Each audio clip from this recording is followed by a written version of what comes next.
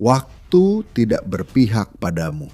Itulah peringatan mengejutkan yang baru saja disampaikan Amerika Serikat kepada Rusia saat rencana jahat Ukraina untuk menghancurkan penjajah Rusia semakin jelas seiring kita memasuki tahun 2026.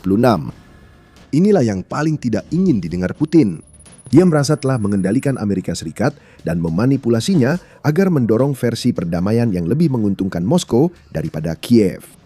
Tapi ilusi itu baru saja hancur karena Rusia diperingatkan untuk segera keluar sebelum Ukraina membuat situasi yang sudah buruk menjadi jauh lebih parah. Ukraina mungkin merasa kasihan pada Rusia dan kondisi mental Vladimir Putin yang semakin memburuk. Namun Ukraina tidak akan cukup kasihan untuk menghentikan strategi yang melemahkan Rusia. Saat Deputi Wakil Tetap AS-REK untuk PBB dan Negrea berdiri di hadapan Dewan Keamanan Perserikatan Bangsa-Bangsa pada 22 Juni, dia menyampaikan kata-kata yang mengejutkan Vladimir Putin sampai ke inti jiwanya. Di tengah kecaman pada pengeboman Rusia di situs warisan dunia UNESCO Kiev Pochansk Lavra, salah satu tempat ibadah paling hikmat di Ukraina, Negrea menyampaikan ke Rusia bahwa sekarang waktu yang tepat membuat kesepakatan dengan Ukraina sebelum waktu habis dan Ukraina menang. Hal itu tampaknya semakin mungkin terjadi karena momentum tidak lagi berpihak pada Rusia pada tahun 2026. Rusia sebaiknya membuat kesepakatan, waktu tidak berpihak pada Moskow, tegas Negrea. Dan jika Putin berpikir sejenak bahwa ini hanyalah pendapat satu perwakilan AS Serikat dan yang lainnya masih percaya bahwa Rusia akan menang, maka dia sangat keliru. Komentar Negrea muncul setelah pernyataan yang dibuat oleh Menteri Luar Negeri Amerika Serikat Marco Rubio kepada Senat sebelumnya pada bulan Juni. Mereka dipastikan tak akan mencapai tujuan yang ditetapkan sejak awal, kata Rubio tentang Rusia, pernyataan yang pasti menusuk hati Putin. Rubio menambahkan, mereka mungkin tidak akan pernah bisa mencapai lewat cara militer tujuan yang sekarang mereka tuntut dalam negosiasi. Sudah dua pejabat tinggi Amerika Serikat yang secara terbuka meremehkan peluang Rusia menang dalam hitungan hari. Tapi mereka bukan satu-satunya. Presiden Amerika Serikat sendiri Donald Trump juga tampaknya mulai mengakui bahwa Ukraina berada di pihak yang unggul sebagai pihak yang menang. Kita akan segera kembali ke sana. Komentar Negrea di Dewan Keamanan PBB bukan sekedar omong kosong. Dia menyatakan Rusia harus segera membuat kesepakatan karena strategi Ukraina sangat berhasil hingga ada yang mulai merasa kasihan pada Putin dan ketidakmampuannya. Negrea mengangkat dua faktor yang sangat penting, yaitu korban jiwa dan inovasi. Keduanya saat ini menguntungkan Ukraina dan memang sudah demikian sepanjang sebagian besar tahun 2026. Di sisi korban jiwa, Negrea menunjukkan bahwa militer Rusia mengalami sekitar 40.000 korban tewas atau terluka setiap bulannya. Hal ini semakin diperparah oleh taktik perekrutan yang putus asa yang justru memperburuk situasi ekonomi Rusia. Memang, Rusia telah mencapai titik di mana mereka menawarkan bonus yang memecahkan rekor hingga sekitar $80.000 hanya untuk mendaftar, menurut laporan CNN pada 14 Juni. The Moscow Times menambahkan, beberapa minggu sebelumnya, Putin telah menandatangani undang-undang baru yang menghapus utang hingga $140.000 bagi siapapun warga Rusia yang mendaftar menjadi sukarelawan di militernya. Ini adalah tindakan keputusasaan saat Rusia menghadapi krisis perekrutan yang disebabkan oleh strategi Ukraina. Tapi Rusia harus melaksanakannya, tidak ada pilihan lain. Menurut Kementerian Keuangan Ukraina, Rusia telah kehilangan sedikit lebih dari 1,395 juta tentara hingga 24 Juni. Pada bulan Mei lalu, BBC mengungkapkan bahwa hampir 500.000 tentara Rusia telah tewas dalam pertempuran, menurut GCHQ yang merupakan badan intelijen utama Inggris. Dan menurut media United 24, kerugian pasukan harian Rusia telah jauh melebihi 1.000 orang selama hampir 1 bulan penuh untuk pertama kalinya sejak Maret 2025. Periode antara 1 Juni hingga 22 Juni telah menyaksikan kerugian Rusia berkisar antara 1.130 hingga 1.550 setiap harinya dengan hanya 3 dari 22 hari tersebut yang mencatat kerugian di kisaran 1.100, sementara sisanya jauh lebih tinggi. Ini tidak dapat dipertahankan bagi Rusia dan itulah inti dari strategi cerdik Ukraina. Meski Ukraina melakukan serangan balasan terarah di wilayah pendudukan, mereka sadar terjebak perang atrisi dengan Rusia. Peluang Ukraina menang adalah dengan membuat Rusia kehilangan banyak korban hingga tak mampu lanjut perang. Menteri Pertahanan Ukraina Mikhailo Fedorov sudah menjelaskan hal itu dan dia bahkan memiliki angka ajaib yang tidak pernah ingin dicapai Rusia, yaitu 50.000 korban per bulan. Menurut Fedorov, itu cukup membuat invasi Rusia tak dapat dipertahankan dan memaksa Putin berunding. Dengan asumsi masih ada tempat baginya di meja perundingan, bagaimanapun juga Amerika Serikat mengatakan bahwa waktunya hampir habis. Tentu saja memiliki target itu dan benar-benar mencapainya adalah dua hal yang sangat berbeda. Tapi disitulah kecemerlangan strategi Ukraina benar-benar terlihat. Negria mengatakan, inovasi di semua lini membawa Ukraina menuju kemenangan, sementara Rusia tak mampu menyaingi upaya Ukraina membuat drone mereka makin mematikan. Bukan hanya negeri yang mengagumi industri pertahanan Ukraina. Pada 23 Juni, media United 24 melaporkan bahwa Komisaris Uni Eropa untuk Pertahanan dan Antariksa, Andreas Kubilius, telah memberikan pernyataan serupa. Kubilius memuji kepemimpinan taktis Ukraina, namun menurutnya kelincahan manufaktur dalam negeri adalah alasan utama Putin dan antek-anteknya dalam posisi genting di Ukraina. Produksi militer dalam negeri telah meningkat 50 kali lipat sejak perang, kata Kubilius tentang Ukraina, dan volume tersebut disertai dengan kemampuan Ukraina dalam mengembangkan senjata yang tepat untuk melawan apa yang dilakukan Rusia, sekaligus memberikan penderitaan lebih besar pada pasukan Putin. Kubilius menutup pidatonya di KTT Pertahanan dan Keamanan Eropa di Brussels dengan menyerukan pembentukan kerangka kerja yang lebih mengintegrasikan Ukraina ke pasar pertahanan kolektif Eropa. Dan dia benar menyerukan hal itu. Inovasi Ukraina di medan perang nyaris tak terhitung banyaknya. Di garis depan, Ukraina telah mengembangkan kombinasi mematikan antara drone FPV dan drone serangan jarak menengah yang memungkinkannya menyerang target-target Rusia beberapa ratus kilometer di belakang garis depan. Serangan jarak menengah menimbulkan kekacauan besar bagi Rusia. Program penguncian logistik Ukraina memberi insentif kru drone untuk menghancurkan jalur pasokan dan kendaraan, sehingga Ukraina bisa mengisolasi Crimea dan menghentikan pasokan ke garis depan. Ditambah serangan ke pusat komando dan kendali dan fasilitas militer seperti titik peluncuran drone, strategi ini makin melemahkan serangan garis depan Rusia. Itulah mengapa banyak korban. Pasukan Rusia makin melemah walau Putin memerintahkan lebih banyak serangan dalam ofensif musim panas Rusia. Seperti yang disampaikan oleh Council on Foreign Relations, drone telah lama mendominasi garis depan dalam hal korban jiwa, dengan hingga 85% kematian dan cedera di kedua belah pihak disebabkan oleh logam yang terbang. Perbedaannya sekarang dan inti dari strategi Ukraina adalah bahwa kawanan drone FPV di zona maut dekat garis depan telah diperkuat oleh kemampuan baru Ukraina untuk menyerang dengan presisi di wilayah belakang Rusia, baik di wilayah pendudukan maupun di Rusia sendiri. Dewan tersebut menyoroti penggunaan Hornet bertenaga AI oleh Ukraina yang hanya berharga $10.000 dan telah menjadi kunci dalam kampanye penguncian logistik. Generasi baru drone ini membuat kedua pihak harus menghitung ulang cara mereka memakai sumber daya. Bagi Ukraina, lebih banyak drone dan serangan yang meningkat melanjutkan keberhasilan yang sudah dicapai. Perhitungan Rusia lebih sederhana dan tidak efektif. Putin tampaknya hanya mengandalkan pengorbanan lebih banyak pasukan. Itu tidak berjalan baik karena tantangan perekrutan Rusia. Dan ini adalah salah satu alasan utama mengapa Negria mengatakan bahwa Moskow kehabisan waktu untuk duduk di meja perundingan. Lalu ada Presiden AS Donald Trump dalam sebuah laporan pada 23 Juni Financial Times mengungkapkan bahwa dukungan dan pujian AS terhadap strategi Ukraina sampai ke kursi panas Gedung Putih.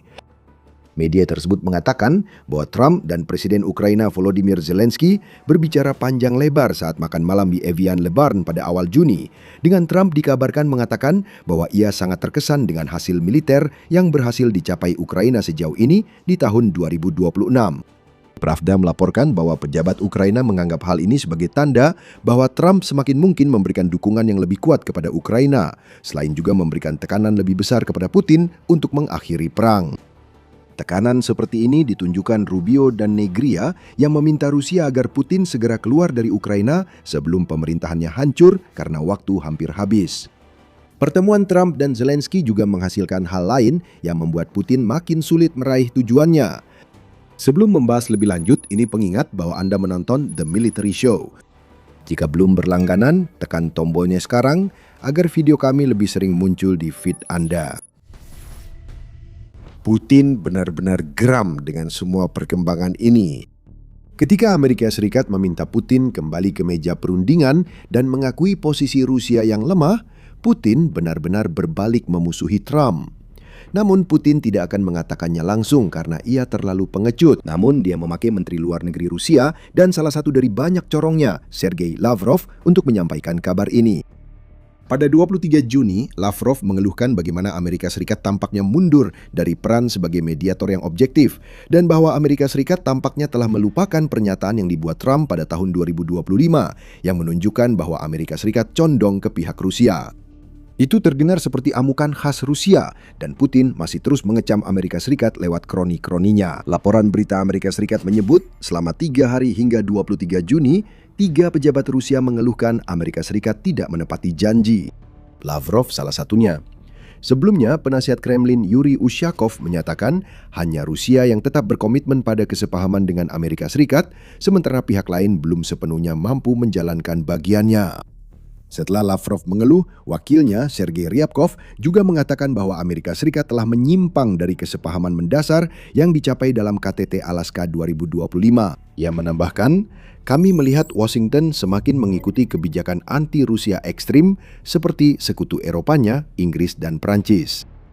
Lavrov menindaklanjuti komentarnya dengan mencatat bahwa harapan apapun bahwa Amerika Serikat bisa menjadi mediator yang jujur telah runtuh, yang berarti Rusia akan terpaksa melanjutkan invasi. Kemunafikan terang-terangan dalam komentar-komentar ini sangat mencengangkan. Tindakan Rusia di sini hanya menunjukkan kemarahan Kremlin karena Putin merasa tak lagi bisa memanipulasi Amerika Serikat agar berpihak kepadanya.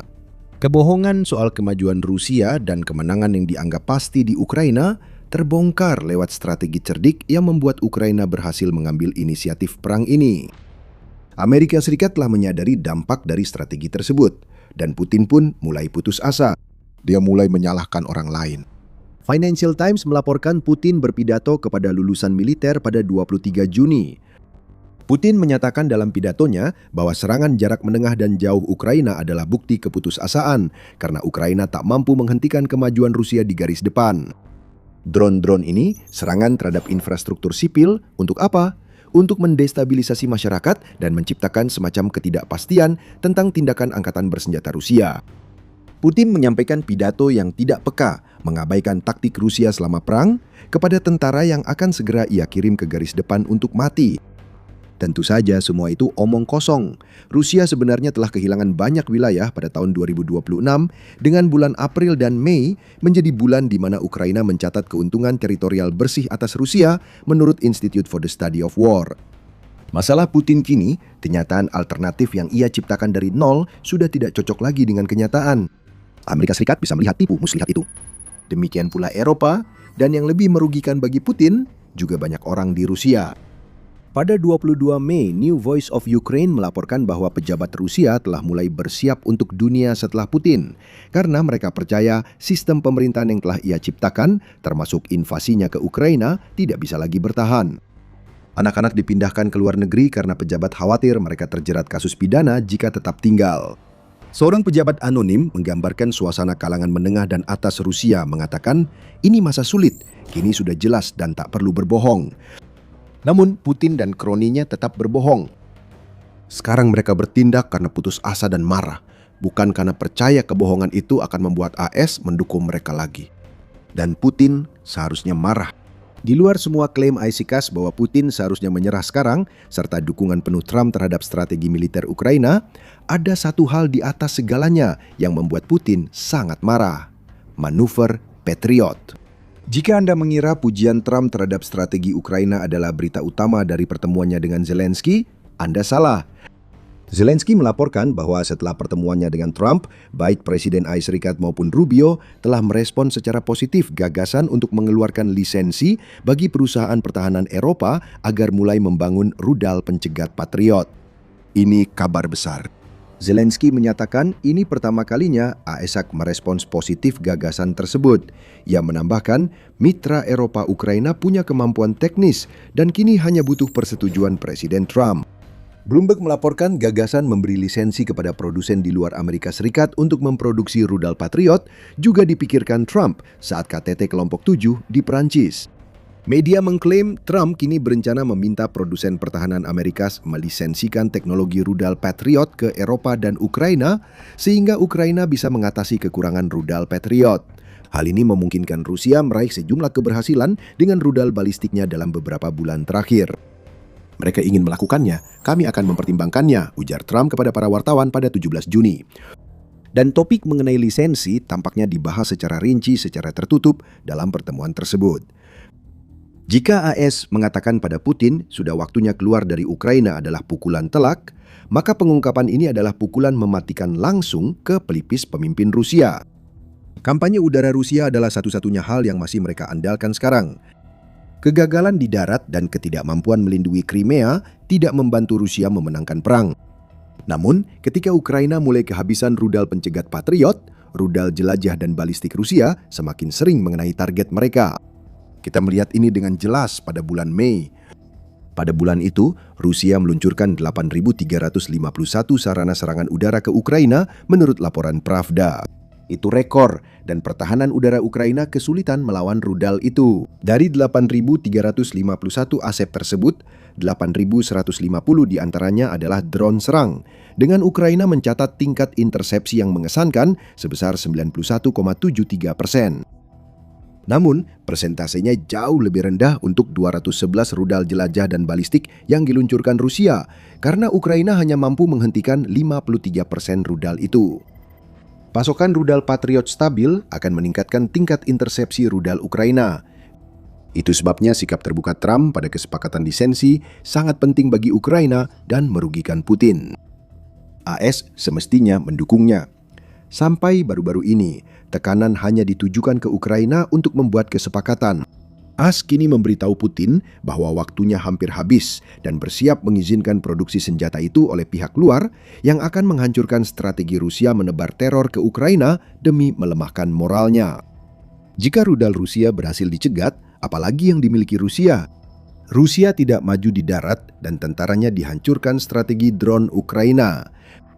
Ada penutup menarik dari semua ini saat Putin mulai terdesak oleh suara dari kedua sisi Atlantik yang memintanya menyerah pada tujuan invasi Ukraina. Setelah 4,5 tahun kegagalan, utusan Ukraina untuk PBB Andriy Melnik mendukung seruan itu dan menyampaikan pada Putin seperti apa warisannya jika semua ini berakhir. Putin akan dikenang sebagai salah satu tokoh tergelap dalam sejarah modern, terutama setelah serangan terhadap Pochevsk Lavra di Kiev, dan warisannya tidak akan lebih dari seorang penjahat perang yang gagal dalam semua yang ia coba capai. Kepada perwakilan Rusia, saya hanya bisa menasihati, Anda takkan pernah mampu mempertahankan wilayah yang diduduki. Jadi, keluarlah dari Ukraina secepat mungkin sebelum terlambat, teriak Melnik dalam pidatonya. Dan jika peringatan itu tidak diindahkan, maka Rusia benar-benar harus mulai memperhatikan apa yang sedang terjadi. Bumerang perang yang dilepaskan Tuan Putin kembali ke Rusia, dan untuk pertama kalinya, rakyat Rusia merasakan nafas gelap perang ini, kata Melnik sebelum menutup dengan kata-kata yang bergema di aula PBB. Dan itu baru permulaan. Sulit membantah hal itu, Amerika Serikat, Eropa, dan bahkan pejabat Rusia sendiri melihat tanda-tanda jelas Putin kehabisan pilihan.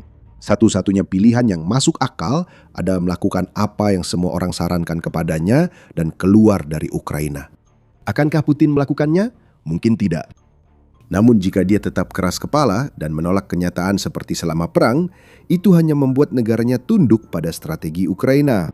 Strategi itu mengubah momentum, dipuji Barat, dan diyakini akan membuat Rusia segera kalah perang meski seharusnya perang selesai dalam beberapa hari. Putin kini bisa melihat dampak strategi Ukraina terhadap Crimea permata mahkota pendudukan Rusia. Setidaknya dia seharusnya melihatnya. Mungkin kepala Putin terlalu dalam terkubur di pasir atau tempat lain sehingga tidak tahu apa yang terjadi. Tapi itu tidak mengubah kenyataan. Crimea sedang lepas dari tangan Rusia dan 1,5 juta orang Rusia sekarang menyesal berada di semenanjung itu. Tonton video kami untuk tahu alasannya. Jika suka, jangan lupa berlangganan The Military Show. Kami menerbitkan video harian yang menganalisis perkembangan terbaru perang Ukraina dan lainnya. Terima kasih telah menonton.